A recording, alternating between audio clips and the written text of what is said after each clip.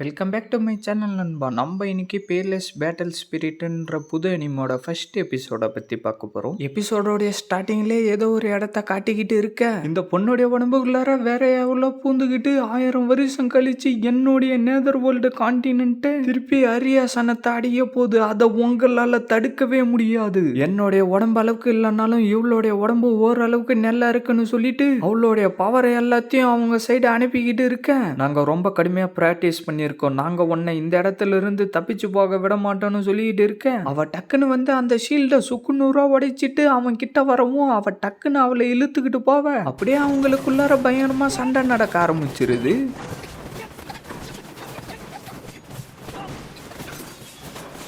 நான் இப்போதான்டா பறந்து வந்தேன், அதுக்குள்ளார என்ன பயங்கரமாக கோவப்படுத்திக்கிட்டு இருக்கீங்கடான்னு சொல்லிட்டு அவளுடைய பவரை வர வச்சுக்கிட்டு இருந்து டக்குன்னு அவனுடைய கைத்தை பிடிச்சி தூக்கவும், தீய சக்தியை உனக்கு எவ்வளோ தைரியம் இருக்குன்னு சொல்லிட்டு அவ வந்து அடிக்க, டக்குன்னு அவளுடைய பவரை யூஸ் பண்ணி அவளை பின்னாடி தள்ளி விட, எதுக்காக நீ இன்னும் வெயிட் பண்ணிக்கிட்டு இருக்கன்னு ஹீரோ சொல்லவும் அவனுக்குள்ளார இருந்து என்னவோ மேல போய் வெடிஞ்சு செதறிக்கிட்டு இருக்க. என்னுடைய உடம்ப நீ எடுத்துக்க நினைக்கிறல்ல, அப்படின்னா என் கூட சேர்ந்து நீயும் கஷ்டப்படுன்னு ஹீரோ சொல்ல, டக்குன்னு அந்த இடத்துல மின்னல் எல்லாம் வந்து பட்டுக்கிட்டு இருக்கவும் திடீர்னு என்னவோ பிங்க் கலர்ல ஷீல்டு மாதிரி வந்துகிட்டு இருக்கவும் இன்னும் பல லைட்னிங் பவர் வந்து அடிச்சு தெறிக்க விட்டுக்கிட்டு இருக்கு. பார்த்தா நம்மளுடைய ஹீரோ முடியாம படுத்துக்கிட்டு இருக்க, அவளுடைய பவரை யூஸ் பண்ணி ஹீரோவை திருப்பி பயபடியா சரி பண்ணிக்கிட்டு இருக்கா. நீங்க இப்ப என் கூட சண்டை போட்டுக்கிட்டு இருக்கிறதுல எந்த ஒரு அர்த்தமும் இல்லை. நான் யாருன்றது உங்களுக்கு தெரிஞ்சாலும் சரி தெரியலனாலும் சரி அதை பத்தி எனக்கு எந்த ஒரு கவலையும் இல்லை. நீ என்னடா இவ்வளோ மின்னல்களை வர வச்சு என்ன தாக்கனா நான் என்ன பயந்துருவேன் நினைச்சுக்கிட்டு இருக்கியாடான்னு அவ சொல்லிக்கிட்டு இருக்கவும் அந்த இடத்துக்கு காட் ஆஃப் வார் வந்து நின்னுகிட்டு இருக்காரு.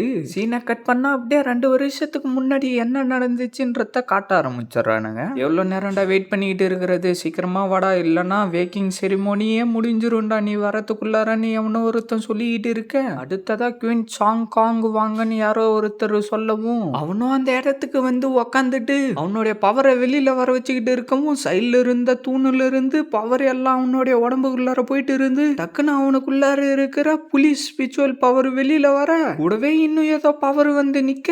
என்னது சோல் மாஸ்டரா? இவன் 5th கிரேட் மார்ஷல் ஸ்பிரிட்டா அவனுக்குள்ளார வச்சுக்கிட்டு இருக்கான்னு குண்டன் சொல்ல, 5th கிரேட் மார்ஷல் ஸ்பிரிட்ன்றது நம்மளுடைய ஹிஸ்டரியிலே ஒரு சில ஃபேமிலியை சேர்ந்தவங்களால மட்டும்தான் பண்ண முடியும்னு வெள்ளை ட்ரெஸ் போட்டுட்டு இருக்கவன் சொல்லவும், நான் நினைச்ச மாதிரியே குயின் சாங்காங்கு ரொம்ப அற்புதமா இதை செஞ்சுட்டாருடான்னு ரைட் சைட்ல இருக்கிறவன் சொல்லிக்கிட்டு இருக்கவும் அவன் திருப்பி அவனுடைய பவர் எல்லாத்தையும் அவனுக்குள்ளார அப்சர்வ் பண்ணிட்டு நின்றுகிட்டு இருக்கவும் அடுத்ததா குயின் நானும் வாங்கன்னு அவரு சொல்ல நம்ம ஹீரோவும் அப்படியே அங்கிருந்து கிளம்பி வந்துடும். லிங்ஷூ சிட்டிலே நம்பர் 1 ஜீனியஸ் என்னுடைய யங் மாஸ்டர் தான். சாங்காங்கோடைய எல்லா மார்ஷல் ஆர்ட்ஸ் ஸ்பிரிட்டும் 5th கிரேட்ல இருக்கு, அதனால அவரு தான் ரொம்ப பெரிய ஆளுன்னு ரைட் சைட்ல இருக்கிற பொண்ணு சொல்லிட்டு இருக்க, நம்ம ஹீரோவும் அவனுக்குள்ளாரே என்னவோ சொல்லிட்டு நடந்து போய்கிட்டு இருக்கவும் குயின் ஃபேமிலியை சேர்ந்த யங் மாஸ்டர் தான் நம்பர் 1 ஜீனியஸ் நீ, அதனால நாம சொல்லிக்கிட்டு இருக்கவும் ஹீரோ எதுவும் சொல்லாமலே போய்கிட்டு இருக்க.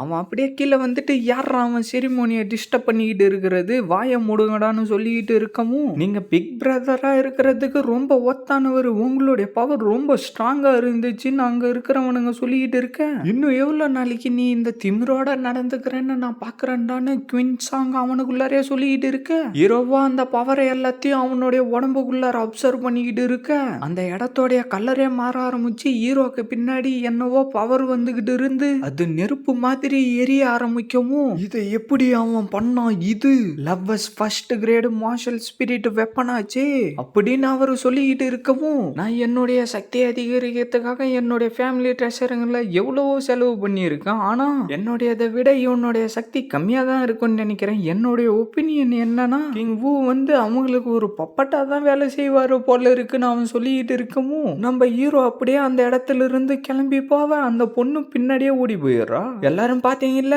கேங் ஃபேமிலியோடைய யங் மாஸ்டரும் அவருடைய 5th கிரேட் மார்ஷல் ஸ்பிரிட்டை ஓபன் பண்ணிட்டாரு. ஆனா இப்ப அவர் இங்க இல்ல, நான் தான் இங்க இருக்கேன், அதனால இதுக்கப்புறம் எல்லாத்தையும் நானே பாத்துக்கிறேன் அப்படின்னு அவன் சொல்லிக்கிட்டு இருக்கேன். பிரதர் சாங் காங் தான் குயின் ஃபேமிலியோட ஃபியூச்சர்ன்றது எனக்கு தான் முன்னாடியே தெரியுமேன்னு அவளுக்குள்ளாரே சொல்லிக்கிட்டு இருக்கேன். பிரதர் சாங் ட்ரைனிங் முடிஞ்சதுக்கு அப்புறம் எங்களையும் உங்க கூட கூட்டிக்கிட்டு போங்கன்னு அவனுங்க வந்து சாங்கு கிட்ட கேட்டுக்கிட்டு இருக்கவும், யங் மாஸ்டர் உங்களுடைய மார்ஷல் ஸ்பிரிட்டை அவேக்கன் பண்றேன்னு சொல்லிட்டு உங்களுடைய எனர்ஜி எல்லாம் எல்லாத்தையும் வேஸ்ட் பண்ணிக்கிட்டு இருக்காதீங்க, அப்புறம் நான் ரொம்ப வருத்தப்படுவேன்னு சாங்கு சொல்லிக்கிட்டு இருக்கேன். இங்க 2 கெஸ்ட் வந்திருக்கீங்க, பல கிலோமீட்டர் தாண்டி இங்க வந்திருக்கீங்க, நல்ல ஒயினும் இங்க இருக்கு, நல்ல சாப்பாடு இங்க இருக்கு. சரி, நீ ஒரு விஷயத்த கேள்விப்பட்டியா? குயின் ஃபேமிலியை சேர்ந்த யங் மாஸ்டர் வந்து ஃபர்ஸ்ட் கிரேடு சோலை மட்டும் தானே அவேக்கன் பண்ணியிருக்கானா? அப்படின்னா அவன் எவ்வளவு பெரிய குப்பியா இருப்பான்னு பாடுறான்னு குண்டன் சொல்லிட்டு இருக்க. என்னடா நீ சொல்ற? குவின் வந்து அவருடைய 13 வயசுலலாம் தாவோயிஸ்ட் டிசேபிள உருவாக்குனதா நான் கேள்விப்பட்டு இருக்கேன்னு அவன் சொல்லிக்கிட்டு இருக்க.